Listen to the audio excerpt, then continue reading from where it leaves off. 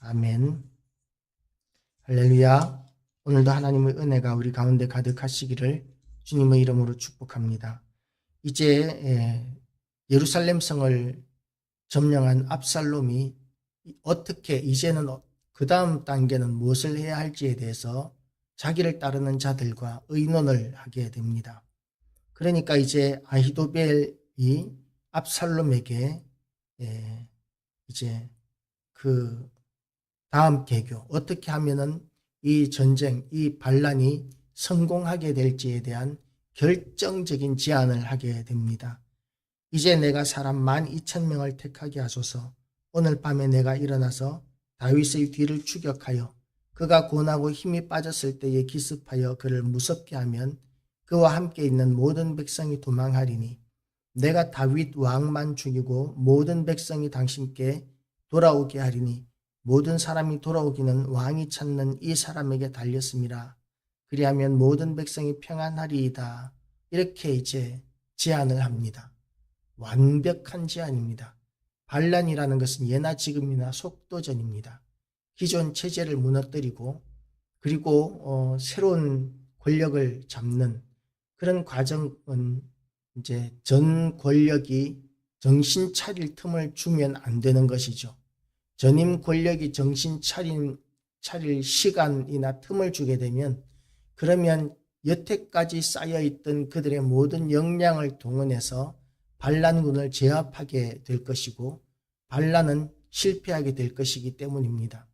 반란은 예나 지금이나 소수의 인원이 이 핵심적인 권력의 핵심부를 제거함으로 말미암아 성공하게 되는 것인데, 그런데 만약에 시간이 지체되게 되면 그러면 이 반란은 실패하게 되는 것이 일반적입니다. 그래서 이 아히도벨은 지금 압살롬에게 신속하게 이 반란을 끝장을 낼 수 있는 그런 제안을 하게 됩니다. 다윗은 지금 남녀노소 백성들과 함께 압살롬을 피해서 도망하고 있습니다. 군사들이 말을 타고 피난하는 것이 아니라 짐을 짊어지고 남녀노소 연약한 자들과 함께 피난하고 있는 것이기 때문에 그 걸음은 더디고 피곤하고 힘들 수밖에는 없습니다. 그래서 이 아히도벨의 계략처럼 날랜 병사 12,000명을 거느리고 다윗을 쫓아가게 되면 꼼짝없이 강을 건너기 전에 다윗은 이제 죽임을 당할 수밖에 없는 그런 위태로운 상황이고, 이 계략은 너무나 합당한 계략입니다. 그리고 이 계략은 압살롬과 이스라엘 장로들이 다 그 말을 옳게 여기더라고 이렇게 이야기합니다. 다 옳게 여기는 이런 제안인 것이죠. 합당한 제안입니다. 이대로 하기만 하면 이제 다윗은 제거가 되고 그리고 이스라엘은 압살롬이 장악하게 되어 있습니다. 그런데 느닷없이 압살롬이 이르되 아렉 사람 후세도 부르라. 우리가 이제 그의 말도 듣자 하니라. 아렉 사람 후세는 다윗의 친구입니다. 처음 후세가 압살롬에게 합류하게 되었을 때 압살롬은 의심을 했었습니다. 그런데도 불구하고 이 후세에게 이제 물어보자 하고 이야기하고 있는 것이죠. 이 완벽한 계획보다 더 나은 계획이 있을 수 없다고 생각했을 수도 있고, 그리고 또 아히도벨의 계략을 만약에 따르게 된다면 이 반란에 있어서 가장 결정적인 공로가 아히도벨에게 돌아가게 되고, 그렇게 되면 압살롬이 권력을 잡고 왕이 되어도 그 나라에서 가장 큰 권력은 아히도벨이 장악할 수도 있다는 그런 생각을 했을지도 모르겠습니다. 최고의 공신이 아히도벨이 될 수도 있다. 아마 이런 생각이 압살롬의 염두에 들게 되었을지도 모르겠습니다.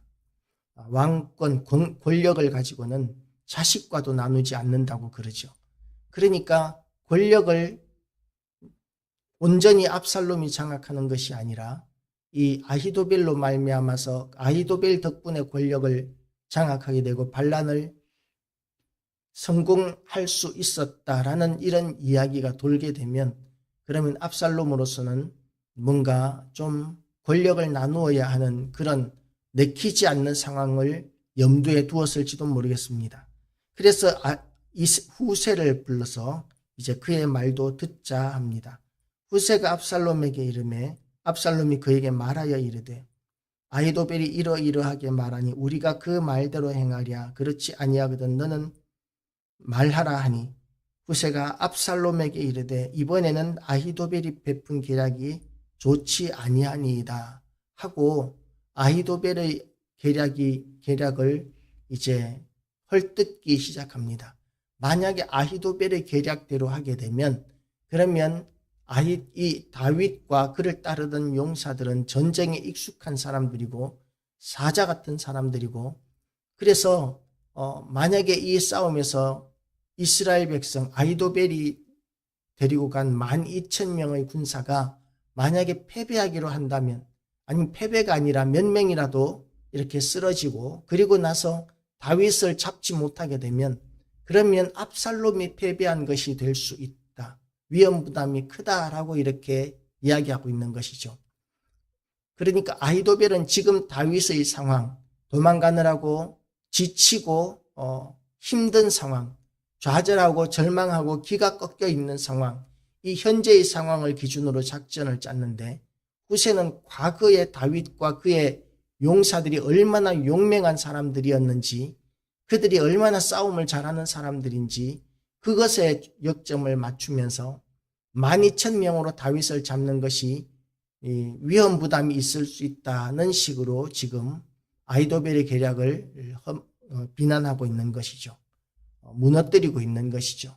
이 이야기를 들었을 때 압살롬과 장로들은 이 후세의 말에 마음이 혹하게 됩니다.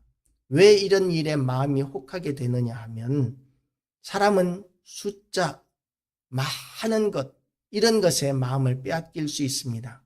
많은 것, 강한 것, 힘 있는 것, 이런 것에 마음을 빼앗기기 쉬운데 지금 아히도벨은 사람이 마음을 많이 빼앗길 수 있는 그런 세력을 주장하고 있는 것이죠.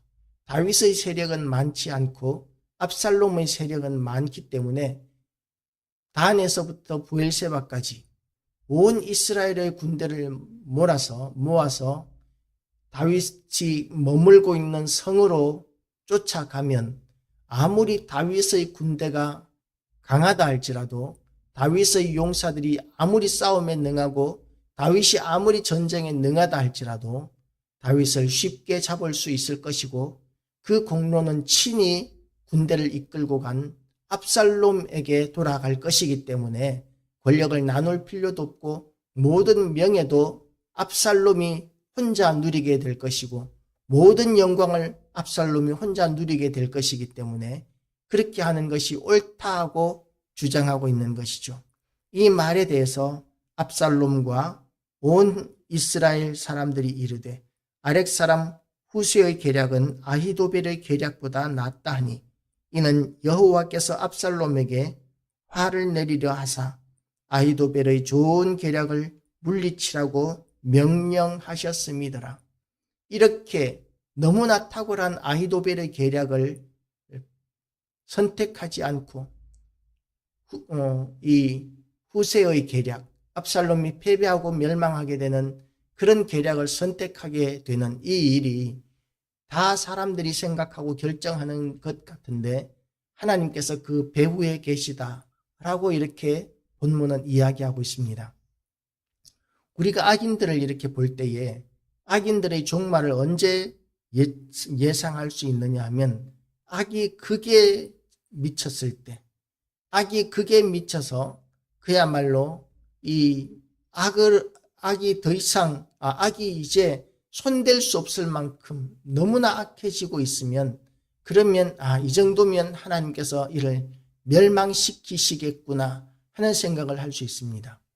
악인은 그렇게 이제 악으로 치달아가면서 마지막 단말마적인 그런 극단적인 악으로 행하게 될 때에 그때에 이 악이 이제 끝이로구나 하는 것을 우리는 생각할 수 있는데 우리가 이와 같이 하나님의 은혜 가운데서 승리하게 되시기를 축복합니다. 악을 선택하는 사람이 잘 되는 것 같습니다. 승리하는 것 같습니다. 최고인 것 같습니다. 그들은 돈도 많이 벌고 권력도 많이 누리게 되고 사람들도 많이 따르고 세상으로부터 인정도 많이 받는 것 같습니다. 그러나 그 악인이 악을 행함으로 말미암아 그들의 종말은 심히 비참해지게 되고 결국은 실패하게 하시는 것이 하나님의 섭리이고 하나님의 사람을 하나님께서 끝까지 보호하시는 것을 우리는 경험하게 될 것입니다. 오늘도 하나님의 은혜가 우리 가운데 가득하시기를 축복합니다. 그래서 하나님께서 우리를 어떻게 도우시는지를 오늘도 우리가 경험하시고 하나님과 동행하는 것이 세상의 권력이나 돈이나 세력보다도 훨씬 더 강하고 확실하다는 믿음으로 하나님을 선택하는 우리 모든 성도 되시기를 주님의 이름으로 축복합니다. 기도하시겠습니다. 하나님 아버지,